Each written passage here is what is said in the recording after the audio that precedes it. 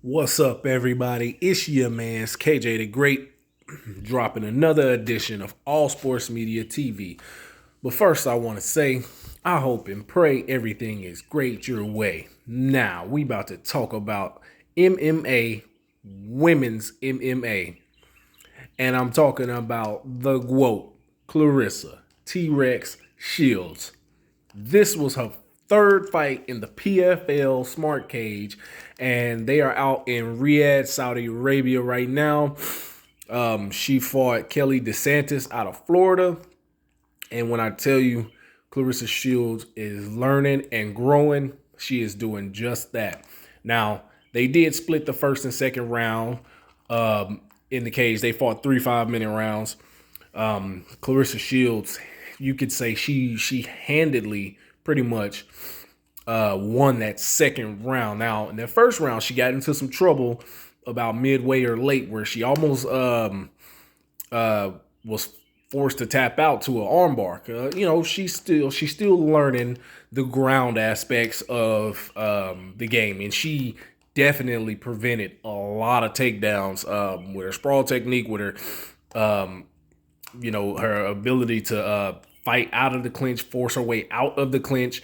But the key thing in this fight was her ability to defend the takedowns. And when her opponent, DeSantis, had her by the waist side, had control of her waist, her ability to use her legs, her strength, and turn her and move and get out of those positions. Now, that was a lot that you could see the area of growth for her. Now, going into that third round, Claressa Shields was winning for about the first half of the fight, clearly, handily.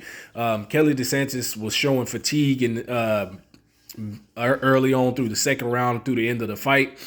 And Claressa Shields' hand speed and power and body shots that she was landing were taking effect. She was working the body from throughout the second half or throughout the first round before she was almost had to submit. And throughout the course of the second round, she was working to the body, and it started showing up drastically throughout the third round of the fight before she got taken down. Now, she got taken down a little over halfway through the third round, as I said before, but at that point, you could tell Claressa Shields had done enough to win the fight, because in the PFL, they don't just give you the round for having control of, a mount position for X amount of minutes throughout the round. Now, this fight was at a catch weight. I thought this fight was going to be at 155 pounds, but it was at a catch weight of 165. Not really sure what that's about. This is the first time Claressa Shields has fought in above 155, whether it was in a while, whether it was PFL or boxing. So ultimately, she got the split decision win. You can see, the on her reaction in the post-fight reaction, how she felt, how, you could tell how much she was putting into the camp, how much she's putting in to actually learning the sport and not, being, as what some people would say, is disrespectful to the sport. She's definitely 10 toes down in the sport. She said she wanted to fight twice inside the cage this year and have 2 boxing matches inside the cage this year. The 2 boxing matches, in my opinion, they'll have to come in between that next fight in the cage. She definitely she has some work to do. As you go on, the opponents will get better, but I think we're looking at probably a future star if she can keep on this pace. I mean, because she says she wants to box for at least till she's 35.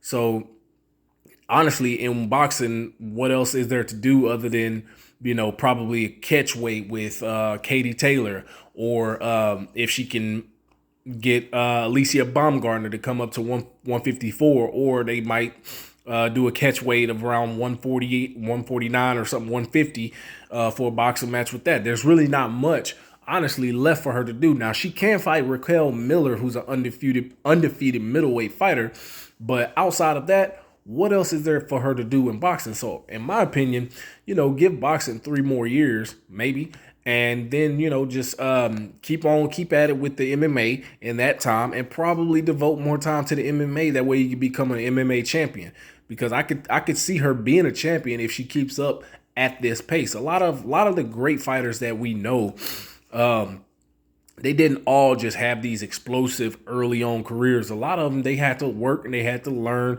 the game as well. You even look at John Jones. He had a disqualification just based off of a technicality early on in his career.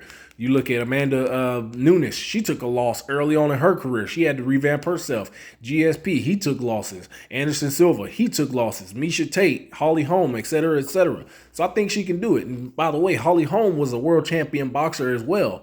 I think she can do it. So what do you guys think? What do you guys think about this last fight? It was really interesting. Her growth showed.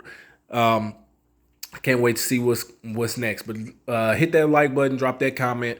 Let me know what you guys think. Follow me on Instagram at All Sports Media TV. Follow me on X at All Sports Media TV. Follow me on my other Instagram at KJ the Great 09. Make sure you guys be tuned. I got some merch coming your way. Thank you guys for tuning in. Peace.